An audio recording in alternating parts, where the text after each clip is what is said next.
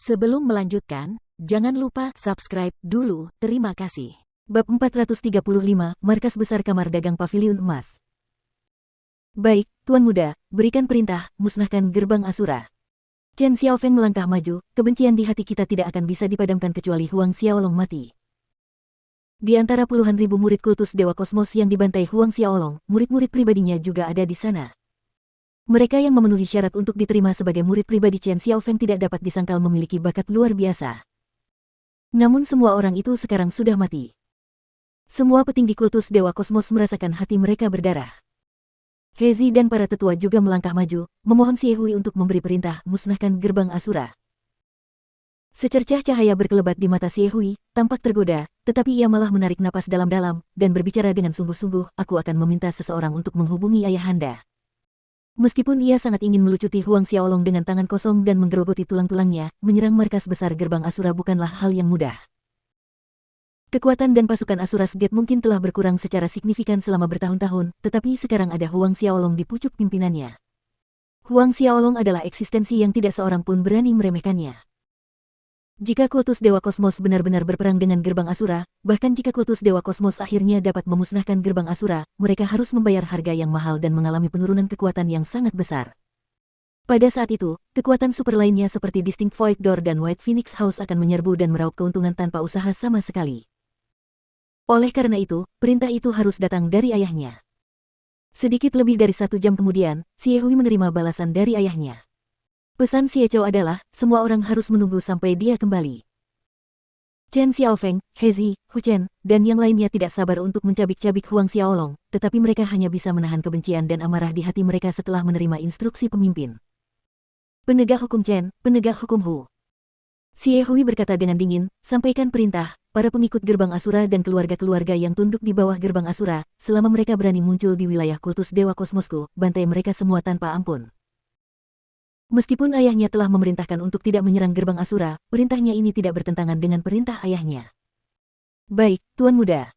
Chen Xiaofeng dan para tetua penegakan hukum menjawab dengan penuh semangat dan rasa hormat. Pada saat ini, Huang Xiaolong dan ketiga wanita itu muncul di sebuah bukit terpencil di perbatasan utara daerah Lingwu. Hanya beberapa suku aborigin kecil yang tinggal di daerah itu. Setelah memastikan bahwa kultus Dewa Kosmos tidak mengirim pengejar, kelompok Huang Xiaolong berhenti untuk beristirahat di daerah perbukitan ini. Kamu telah menderita beberapa hari ini. Huang Xiaolong berkata sambil menginjak tanah dan menatap Xiao Fei.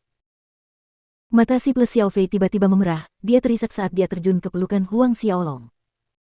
Huang Xiaolong tercengang di tempat. Xiao Rou dan Xiao Yue berdiri dengan pandangan kosong menyaksikan adegan yang terjadi di hadapan mereka. Kedua gadis itu menyadari sikap acuh tak acuh sang putri terhadap laki-laki. Meskipun tahu betul bahwa tujuan utama sang putri datang jauh-jauh ke benua awan bintang kali ini adalah karena Huang Xiaolong, setelah menyaksikan pemandangan di depan mereka, otak mereka agak lambat dalam mencoba memproses maknanya. Sang putri berinisiatif memeluk seorang pria. Tepat di depan mereka. Huang Xiaolong menjadi semakin canggung di bawah tatapan yang datang dari Xiao Rou dan Xiao Yue, dia dengan lembut menepuk bahu si Xiao Fei sambil berkata, baiklah sekarang, ada orang yang menonton.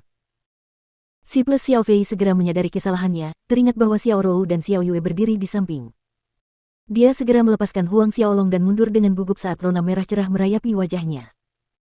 Suasananya tak pelak lagi berubah aneh dan canggung. Bangsawan muda Huang, Xiehui memaksa putri dan kami menelan sejenis pil obat keabu-abuan setelah menangkap kami, dan setelah itu, kami tidak dapat mengumpulkan ki pertempuran sama sekali.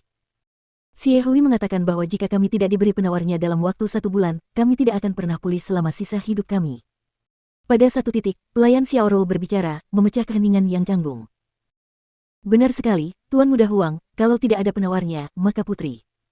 Kata Xiao Yue dengan raut wajah khawatir yang terlihat jelas di wajahnya yang mungil. Pelet berwarna abu-abu. Alis Huang Xiaolong berkerut mendengar ini, lalu dia mengeluarkan 3 jasper lotus dari Asura Ring. Udara segera dipenuhi dengan aroma herbal yang menyegarkan mirip dengan pelet. Ini adalah teratai jasper, yang dapat melarutkan 10.000 jenis racun. Pertama-tama, ambillah ini dan lihat apakah ini dapat mengeluarkan racun dari tubuhmu. Huang Xiaolong menjelaskan. Teratai jasper.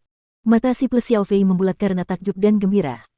Xiao Rou dan Xiao Yue mungkin tidak tahu nilai teratai jasper, tetapi si plus Xiao Fei tahu.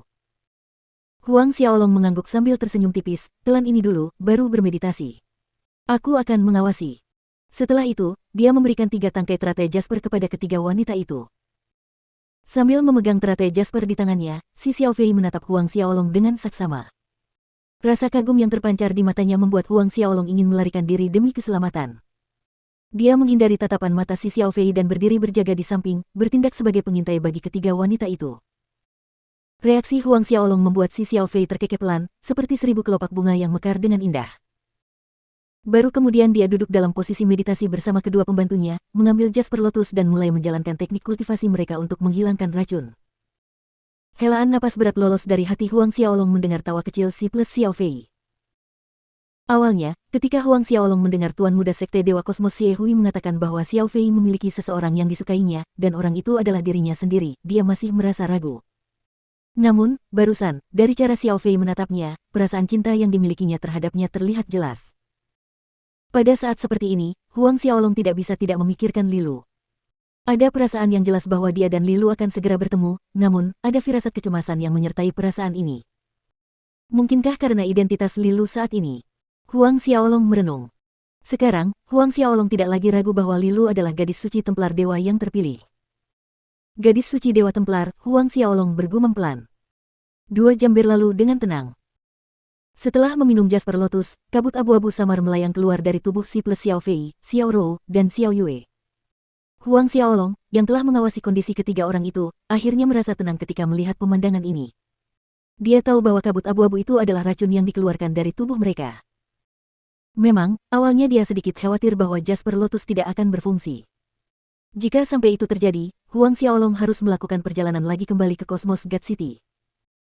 Beberapa saat kemudian, tidak ada lagi kabut keabu-abuan yang keluar dari tubuh ketiga wanita itu. Ketika ketiganya berdiri, wajah mereka kembali memerah, tidak hanya semua racun telah dikeluarkan, tetapi bahkan kultivasi mereka pun sedikit meningkat. Bagaimana? Huang Xiaolong berjalan mendekat dan bertanya pada Xiaofei. Si plus Xiaofei tersenyum gembira, menganggukkan kepalanya, semua racunnya telah dikeluarkan. Huang Xiaolong mengangguk, kita tinggalkan tempat ini dulu.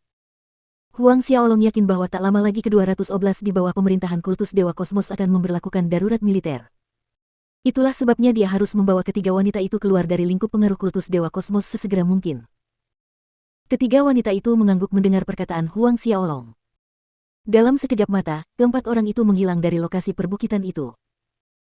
Dalam waktu kurang dari sehari, berita tentang pertempuran kota Dewa Kosmos menyebar ke seluruh benua awan bintang, seperti bom ekstra besar yang mengguncang seluruh benua.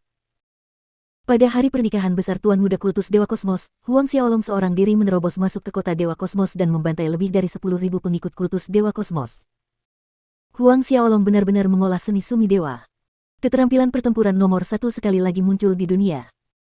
Beberapa tetua Kultus Dewa Kosmos terpental oleh seni sumi ilahi milik Huang Xiaolong. Setiap detailnya disebarkan dari mulut ke mulut dengan kecepatan yang luar biasa. Keterkejutan, keheranan, pemujaan hingga ke titik fanatisme, dan ketakutan. Seluruh benua awan bintang, atau lebih tepatnya, seluruh dunia roh bela diri gempar. Dibandingkan dengan seni sumi ilahi milik Huang Xiaolong, jarang ada orang yang peduli untuk membicarakan teknik jahat Dewa Kematian milik Xie Hui atau pedang Dewa Kematiannya. Setengah bulan kemudian, beberapa ratus kilometer di luar kota Dewa Kosmos, kelompok 4 Huang Xiaolong muncul. Kota Bearcliff. Huang Xiaolong mengamati kota besar di luar gerbang kota. Bearcliff City adalah tempat di mana kantor pusat salah satu dari 4 firma terbesar di benua Starcloud berada, kantor pusat kamar dagang Golden Pavilion. Datang sejauh ini, satu-satunya tujuan Huang Xiaolong adalah 4 batang rumput Dewa Naga.